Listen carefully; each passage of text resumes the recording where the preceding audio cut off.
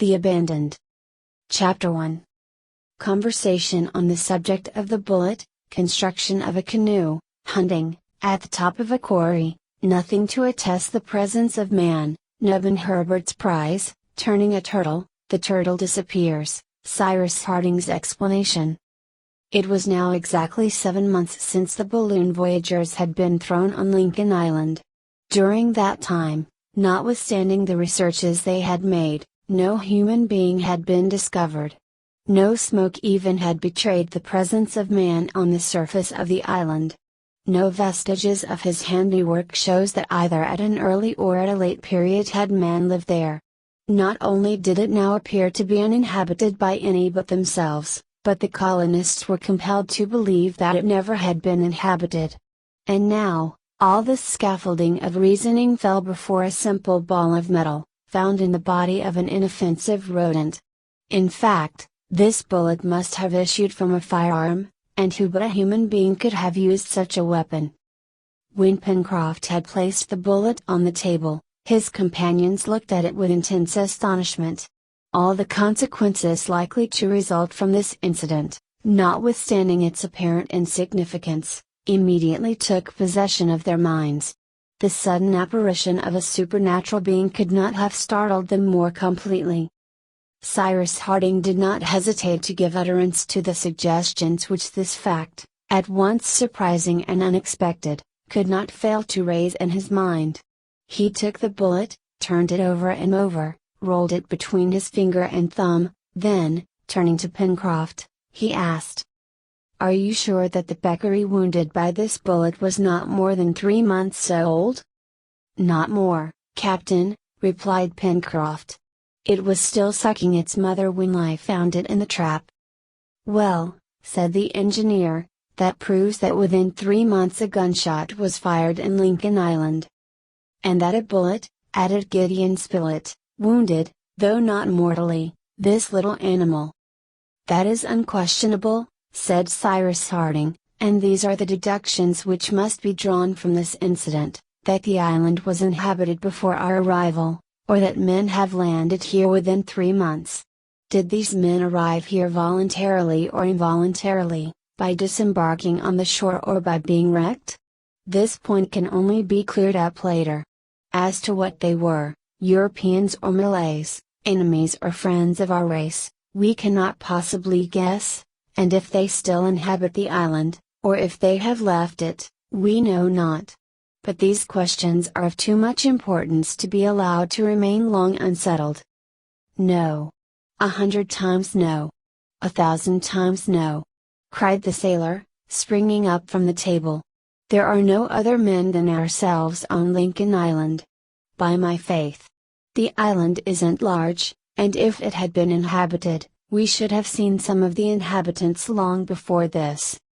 "In fact, the contrary would be very astonishing," said Herbert. "But it would be much more astonishing, I should think," observed the reporter, "that this peccary should have been born with a bullet in its inside." "At least," said Neb seriously, "if Pencroft has not had—" "Look here, Neb," burst out Pencroft. "Do you think I could have a bullet in my jaw for 5 or 6 months without finding it out? Where could it be hidden?" he asked, opening his mouth to show the 32 teeth with which it was furnished. "Look well, Neb, and if you find one hollow tooth in this set, I will let you pull out half a dozen." "Neb's supposition is certainly inadmissible," replied Harding, who, notwithstanding the gravity of his thoughts, could not restrain a smile. "It is certain that a gun has been fired in the island, within 3 months at most. But I am inclined to think that the people who landed on this coast were only here a very short time ago, or that they just touched here, for if, when we surveyed the island from the summit of Mount Franklin, it had been inhabited, we should have seen them or we should have been seen ourselves. It is therefore probable that within only a few weeks castaways have been thrown by a storm on some part of the coast. However that may be, it is of consequence to us to have this point settled." "I think that we should act with caution," said the reporter. "Such is my advice," replied Cyrus Harding, for it is to be feared that Malay pirates have landed on the island. Captain, asked the sailor, would it not be a good plan, before setting out, to build a canoe in which we could either ascend the river, or, if we liked, coast round the island? It will not do to be unprovided. Your idea is good, Pencroft, replied the engineer, but we cannot wait for that. It would take at least a month to build a boat. Yes, a real boat, replied the sailor, but we do not want one for a sea voyage, and in 5 days at the most, I will undertake to construct a canoe fit to navigate the Mersey. 5 days, cried Neb, to build a boat? Yes, Neb, a boat in the Indian fashion. Of wood? Asked the negro, looking still unconvinced. Of wood, replied Pencroft, or rather of bark. I repeat, Captain, that in 5 days the work will be finished. In 5 days, then, be it, replied the engineer. But till that time we must be very watchful, said Herbert. Very watchful indeed, my friends, replied Harding, and I beg you to confine your hunting excursions to the neighborhood of Granite House. The dinner ended less gaily than Pencroft had hoped. So, then, the island was, or had been, inhabited by others than the settlers. Proved as it was by the incident of the bullet, it was hereafter an unquestionable fact, and such a discovery could not but cause great uneasiness amongst the colonists. Cyrus Harding and Gideon Spilett, before sleeping, conversed long about the matter. They asked themselves if by chance this incident might not have some connection with the inexplicable way in which the engineer had been saved, and the other peculiar circumstances which had struck them at different times. However, Cyrus Harding, after having discussed the pros and cons of the question, ended by saying, "In short, would you like to know my opinion, my dear Spilett?" "Yes, Cyrus." "Well, then, it is this: however minutely we explore the island, we shall find nothing." The next day Pencroft set to work. He did not mean to build a boat with boards and planking, but simply a flat-bottomed canoe, which would be well suited for navigating the Mersey, above all, for approaching its source, where the water would naturally be shallow. Pieces of bark, fastened one to the other, would form a light boat, and in case of natural obstacles, which would render a portage necessary, it would be easily carried. Pencroft intended to secure the pieces of bark by means of nails, to ensure the canoe being watertight. It was first necessary to select the trees which would afford a strong and supple bark for the work. Now the last storm had brought down a number of large birch trees, the bark of which would be perfectly suited for their purpose. Some of these trees lay on the ground, and they had only to be barked, which was the most difficult thing of all, owing to the imperfect tools which the settlers possessed. However, they overcame all difficulties. Whilst the sailor, seconded by the engineer, thus occupied himself without losing an hour, Gideon Spilett and Herbert were not idle. They were made purveyors to the colony. The reporter could not but admire the boy, who had acquired great skill in handling the bow and spear. Herbert also showed great courage in much of that presence of mind which may justly be called the reasoning of bravery.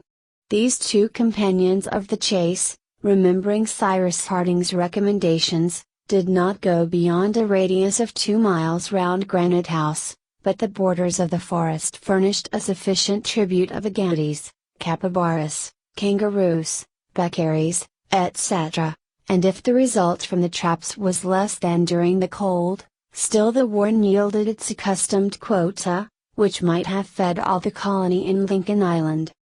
Often during these excursions, Herbert talked with Gideon Spilett on the incident of the bullet, and the deductions which the engineer drew from it, and one day, it was the 26th of October, he said, "But, Mr. Spilett, do you not think it very extraordinary that, if any castaways have landed on the island, they have not yet shown themselves near Granite House?" "Very astonishing if they are still here," replied the reporter, "but not astonishing at all if they are here no longer." "So you think that these people have already quitted the island?" returned Herbert. "It is more than probable, my boy, for if their stay was prolonged, and above all, if they were still here, some accident would have at last betrayed their presence." "But if they were able to go away," observed the lad, "they could not have been castaways." "No, Herbert, or, at least, they were what might be called provisional castaways. It is very possible that a storm may have driven them to the island without destroying their vessel, and that, the storm over, they went away again." "I must acknowledge one thing," said Herbert, "it is that Captain Harding appears rather to fear than desire the presence of human beings on our island." "In short," responded the reporter, "there are only Malays who frequent these seas, and those fellows are ruffians which it is best to avoid." "It is not impossible, Mr. Spilett," said Herbert, "that some day or other we may find traces of their landing." "I do not say no, my boy. A deserted camp, the ashes of a fire, would put us on the track, and this is what we will look for in our next expedition." The day on which the hunters spoke thus, they were in a part of the forest near the Mersey, remarkable for its beautiful trees. There, among others, rose, to a height of nearly 200 feet above the ground, some of those superb coniferae, to which, in New Zealand, the natives give the name of chorus. "I have an idea, Mr. Spilett," said Herbert. "If I were to climb to the top of one of these quarries, I could survey the country for an immense distance round."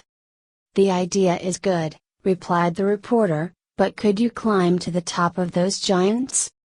"I can at least try," replied Herbert. The light and active boy then sprang on the first branches, the arrangement of which made the ascent of the quarry easy, and in a few minutes he arrived at the summit, which emerged from the immense plain of verdure. From this elevated situation his gaze extended over all the southern portion of the island, from Claw Cape on the southeast, to Reptile End on the southwest. To the northwest rose Mount Franklin, which concealed a great part of the horizon. But Herbert, from the height of his observatory, could examine all the yet unknown portion of the island which might have given shelter to the strangers whose presence they suspected. The lad looked attentively. There was nothing in sight on the sea, not a sail, neither on the horizon nor near the island. However, as the bank of trees hid the shore, it was possible that a vessel, especially if deprived of her masts, might lie close to the land and thus be invisible to Herbert. Neither in the forests of the far west was anything to be seen. The wood formed an impenetrable screen, measuring several square miles, without a break or an opening. It was impossible even to follow the course of the Mersey, or to ascertain in what part of the mountain it took its source. Perhaps other creeks also ran towards the west, but they could not be seen. But at last, if all indication of an encampment escaped Herbert's sight, could he not even catch a glimpse of smoke, the faintest trace of which would be easily discernible in the pure atmosphere?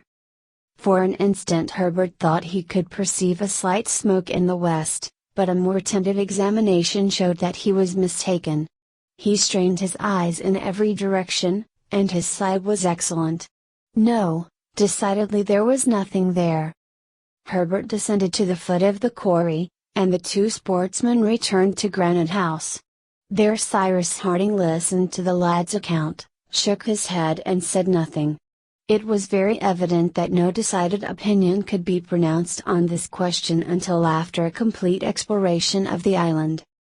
2 days after, the 28th of October, another incident occurred, for which an explanation was again required.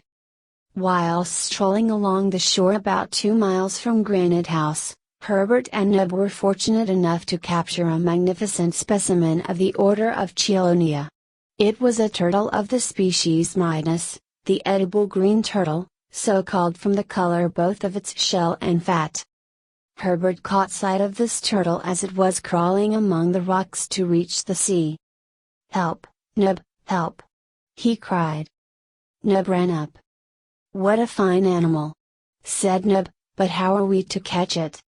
"Nothing is easier, Nub," replied Herbert. "We have only to turn the turtle on its back, and it cannot possibly get away. Take your spear and do as I do." The reptile, aware of danger, had retired between its carapace and plastron. They no longer saw its head or feet, and it was motionless as a rock. Herbert and Nub then drove their sticks underneath the animal, and by their united efforts managed without difficulty to turn it on its back. The turtle, which was 3 feet in length, would have weighed at least 400 pounds. "Capital!" cried Nub, "this is something which will rejoice friend Pencroft's heart." In fact, the heart of friend Pencroft could not fail to be rejoiced, for the flesh of the turtle, which feeds on rack-grass, is extremely savory. At this moment the creature's head could be seen, which was small, flat, but widened behind by the large temporal fosse hidden under the long roof. "And now, what shall we do with our prize?" said Nebraska. "We can't drag it to Granite House." "Leave it here, since it cannot turn over," replied Herbert, "and we will come back with a car to fetch it." "That is the best plan." However, for greater precaution, Herbert took the trouble, which Nub deemed superfluous, to wedge up the animal with great stones, after which the two hunters returned to Granite House, following the beach, which the tide had left uncovered. Herbert, wishing to surprise Pencroft, said nothing about the superb specimen of a cheilonian which they had turned over on the sand, but, 2 hours later, he and Nub returned with the car to the place where they had left it. The superb specimen of a cheilonian was no longer there. Nub and Herbert stared at each other first, then they stared about them. It was just at this spot that the turtle had been left. The lad even found the stones which he had used, and therefore he was certain of not being mistaken. "Well," said Nub, "these beasts can turn themselves over, then?"